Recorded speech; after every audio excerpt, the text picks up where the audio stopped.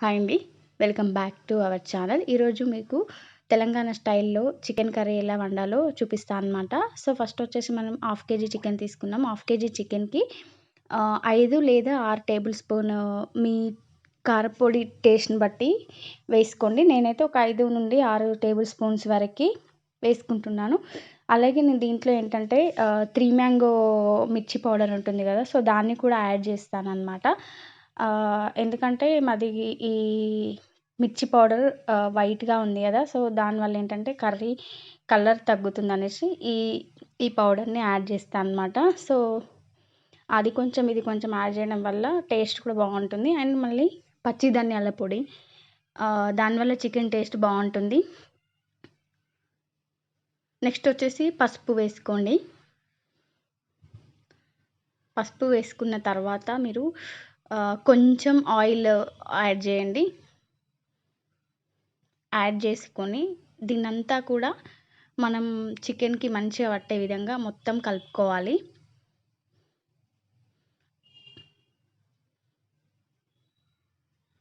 స్పైసీగా తినేవాళ్ళు ఎక్కువ వేసుకోండి. లేదంటే కొంచెం తక్కువ వేసుకోండి. మేమైతే స్పైసీగా తింటామనమాట. సో, ఇదొచ్చేసి చికెన్‌కి మొత్తం పట్టించాను.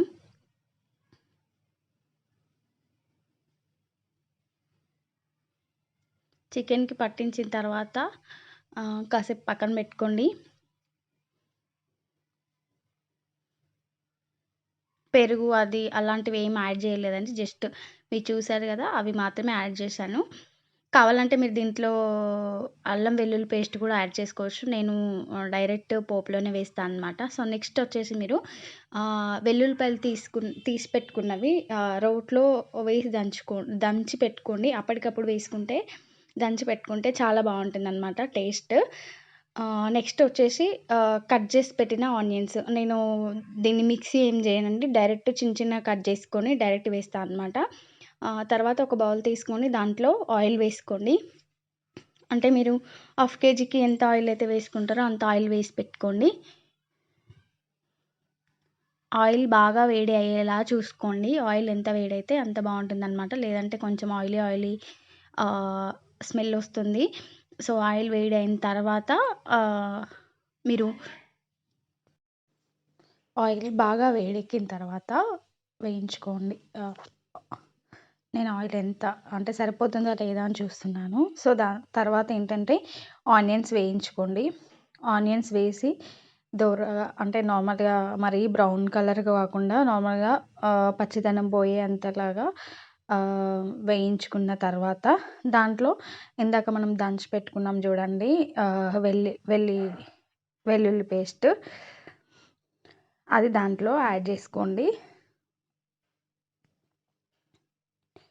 ఆనియన్స్ బాగా వేగిన తర్వాత వెల్లుల్లి పేస్ట్ వేయించుకోండి.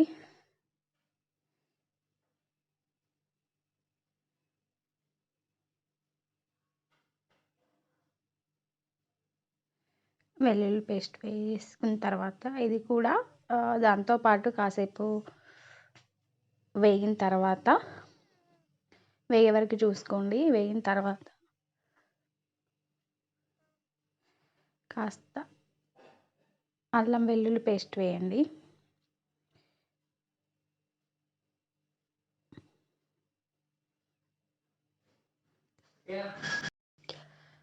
వేసిన తర్వాత మొత్తం కలుపుకొని కొంచెం మనకి అల్లం వెల్లుల్లి పేస్ట్ పచ్చిదనం పోయే వరకు వేయించుకున్న తర్వాత దాంట్లో కొంచెం చిటికెడు పసుపు యాడ్ చేసుకోండి.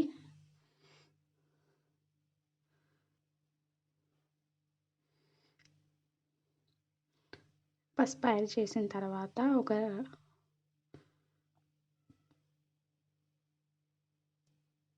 పసుపంతా కలిసిపోయిన తర్వాత కొంచెం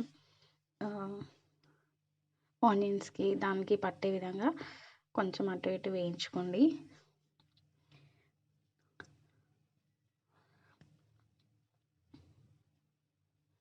తర్వాత మనం మ్యాగ్నేట్ చేసి పెట్టుకున్న చికెన్ ఉంది కదా! సో, దాన్ని మీరు దీంట్లో వేసేయండి.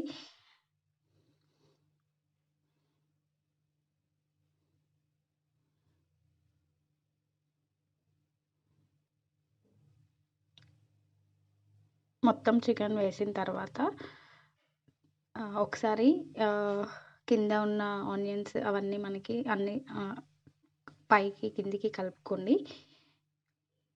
కలుపుకున్న తర్వాత మొత్తం ఒకసారి అంతా కలిసే విధంగా కలుపుకోండి. కలుపుకున్న తర్వాత పైన క్యాప్ పెట్టుకోండి కాసేపు. మంచిగా చికెన్ ఏంటంటే పచ్చి వాసన పోయేంత వరకు మనకు దీంట్లోనే నూనెలోనే ఫ్రై అవ్వాలన్నమాట. సో దానివల్ల ఏంటంటే మనకి నీచు స్మెల్ రాకుండా ఉంటుంది, బాగుంటుందన్నమాట. సో కాసేపు క్యాప్ పెట్టండి. తర్వాత చూసారు కదా, కొంచెం సాల్ట్ యాడ్ చేసుకోండి. ఎందుకంటే మొత్తం ఫ్రై అయింది, దాంట్లో మనకి వాటర్ కూడా ఏం అవసరం లేదండి. ఎందుకంటే మీరు సిమ్లో పెట్టి అంటే సిమ్లో పెట్టి మనం వేయించుకుంటున్నాం అంటే ఫ్రై చేస్తున్నాం కదా. సో దాంట్లో మనకి వాటర్ దాంట్లోనే వస్తాయన్నమాట. సో మీరు వాటర్ ఎక్స్ట్రా యాడ్ చేయాల్సిన అవసరం కూడా ఏం లేకుండా మీకు మంచిగా కర్రీ అనేది అవుతుంది. లాస్ట్లో చూడండి గ్రేవీ కూడా నేనేం వాటర్ యాడ్ చేయట్లేదు. మళ్ళీ కాసేపు క్యాప్ పెట్టి చూడండి వాటర్ గ్రేవీ ఎలా వచ్చిందో.